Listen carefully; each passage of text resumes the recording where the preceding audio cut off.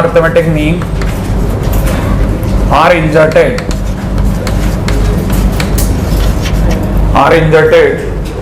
so that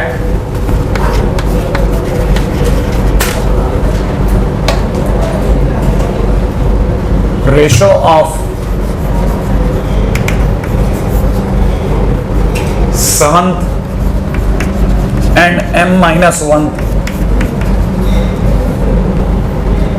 mean is 5:9. Find m.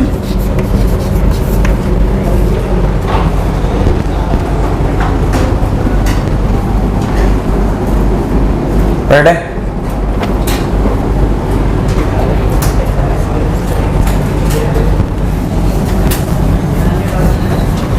अब एक question है कि 1 से लेकर के 31 के बीच में हम लोगों ने m अर्थमेटिक मीन इंसर्ट कराए हैं। पहला काम, कहां से कहां के बीच? 1 to 31 कितने? m। नाम से पुकार सकते हैं आप? उनका नाम क्या होगा? A1, A2, A3 से लेकर AM। तो पहले मैं लिख दूं 1, फिर A1, फिर A2, फिर A3 से लेके कहां तक? AM से फिर अगला नंबर पे कौन आएगा? 31। कोई मेरे को बताएगा ये जो कुछ भी मैंने लिखा, ये T1, ये T2, ये T3, ये T4, ये TM+1 श्योर है, और ये TM+2 श्योर। अच्छा, TM+2 इज इक्वल टू, अगर वैसे भी मेरे से कोई कहता तो मैं बोलता A समझ में आ गया? A कौन है? 1 प्लस ब्रैकेट में कितना लिखूं? M+2 -1 इंटू कितना? D। क्या D के बारे में कुछ पता है? नहीं पता। इज इक्वल टू में कितना? 31 श्योर। ऐसे लिख सकता था, या मैं ऐसे याद दिलाता हूं कि मैं यही चीज को दोबारा लिख रहा हूं, देखना आपको पता नहीं चल रहा, या फिर मैं याद दिलाता कि ये कहानी किस में? AP में। और कहानी में किसकी कहानी चल रही है? AM की। और AM की कहानी में सबसे पहले सर्च करते हैं D। याद है आपको? और D का फार्मूला था B - A अपॉन n+1। याद आया? यहाँ पे B कौन है? 31 -1 अपॉन m+1 लिख दो भाई।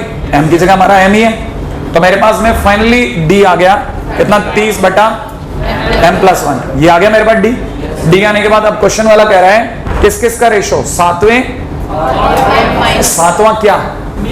मीन। सातवां मीन बोले तो A7 लिख दो भाई।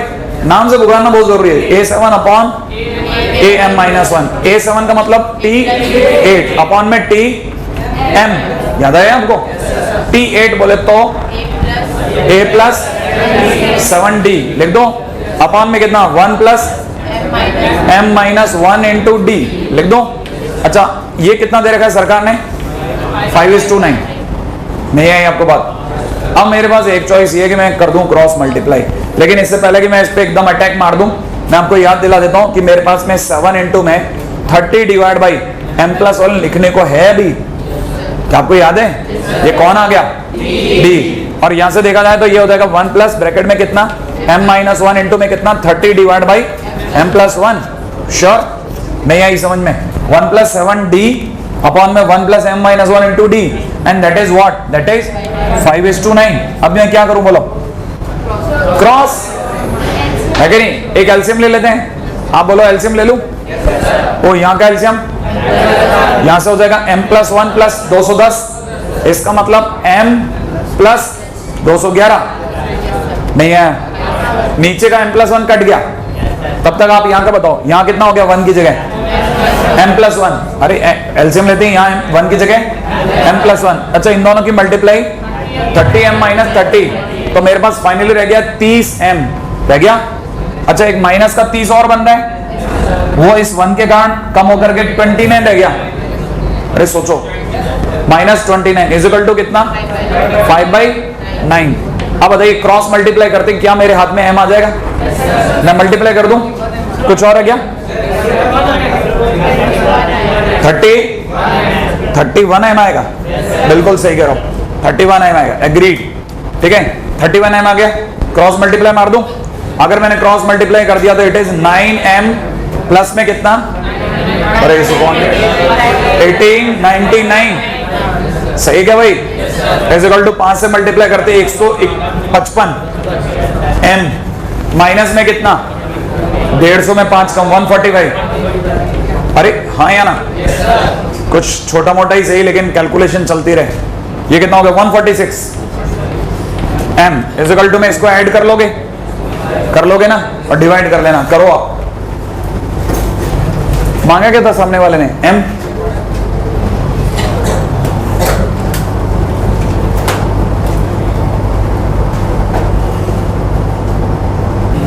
2044 सही है। डायरेक्ट डिवाइड ही कर लेना, तुम्हारे पास तो वो पड़ा है ना। कितना 14 बार 14 आ जाएगा। ये 10 तो चला गया।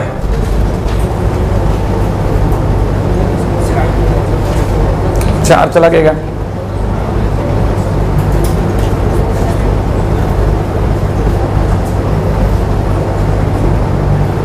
शायद 14 आ रहा है।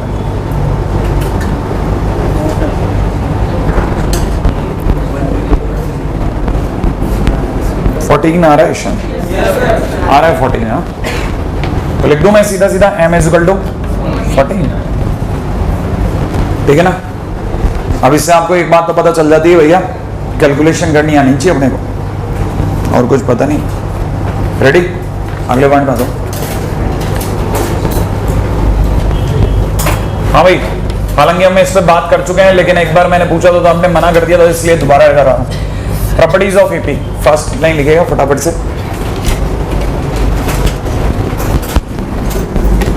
When a constant number is added or subtracted, when a constant number is added or subtracted,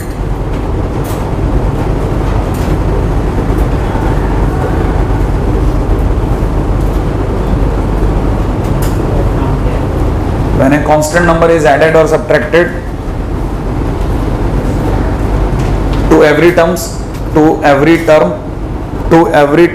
of AP, to every term of AP, then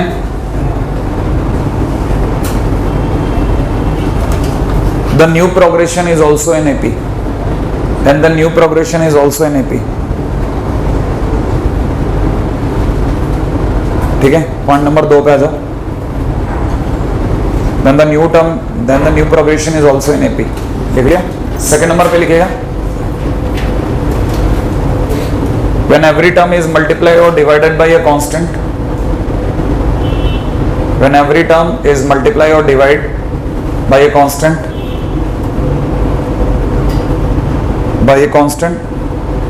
then new progression is also in AP. Then new progression is also in AP.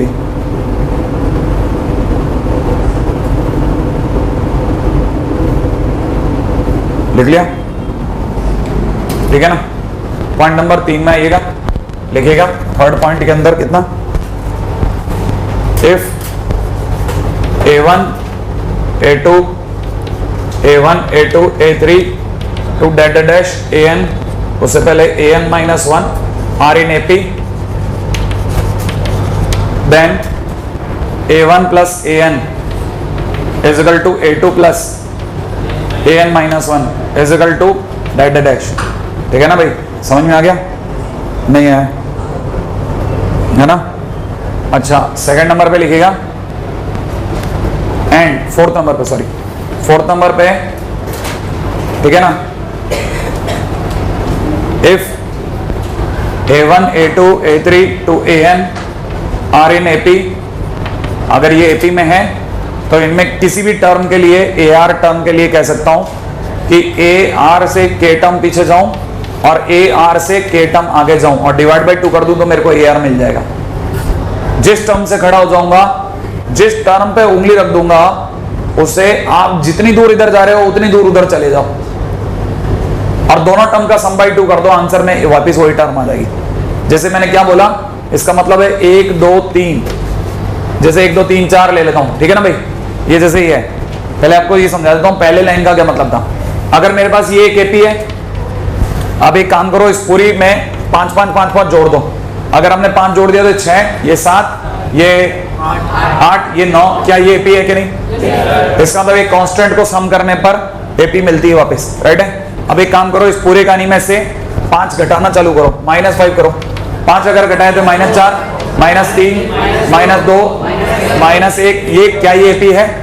तो इसका मतलब ये कि constant को जोड़ो या घटाओ, AP मिलती है, राइट है भाई। अच्छा, अब दूसरी बात सुनो, अगर बाय द वे मैं इसकी मल्टीप्लाई 5 से कर दूं तो 5 से मल्टीप्लाई कर दे, 5, 10, 15, 20। क्या ये एपी है? अगेन एपी है। इसका मतलब मल्टीप्लाई करने पे भी एपी आती है। अगर भाई तो मैंने डिवाइड बाई 5 कर दिया होता सबको, तो ये 1/5, 2/5, 3/5, 4/5। क्या ये एपी है? सबने 1/5 1/5 का डिफरेंस है।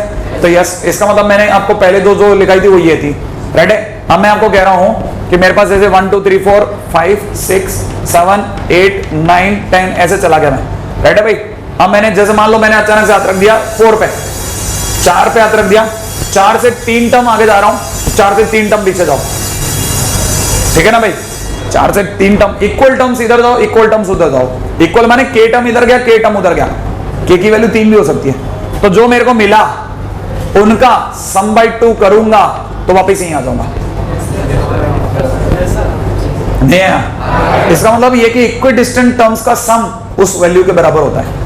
इक्वी डिस्टेंस सम का टर्म, इक्वी डिस्टेंस टर्म्स का सम बाई 2 उस टर्म के बराबर होता है। क्लियर है ना यार। अब अगले पॉइंट पे आ दो, देखिएगा। इफ पॉइंट नंबर 5, ये इतना कोई ऐसा वो पेचीदा काम नहीं था, ऐसा परेशान मत हो ना क्या उन्हें को पकड़ में नहीं आया, बकवासी बात है। A1, A2, A3 dash dash are in AP. आगे लिख रखा है B1, B2, B3 are in AP, ठीक है ना। Then A1 plus minus B1, A2 plus minus B2, A3 plus minus B3 are also in AP. बस आप तो ये लिख देना जो मैंने लिखा, दिख गया। अरे 2 एपी को जोड़ोगे और 2 एपी को घटाओगे, एपी ही मिलेगी। कैसी भी एपी हो, कैसी भी तरह की एपी हो, परेशान होगा ना, इसमें कुछ भी नहीं है, बकवासी बात ही है। अगले पॉइंट पे चलते हैं।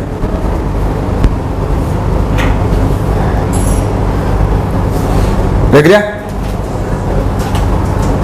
आगे लिखिएगा। The common difference of an AP, the common difference of an AP can be 0 positive or negative, can be 0 positive or negative।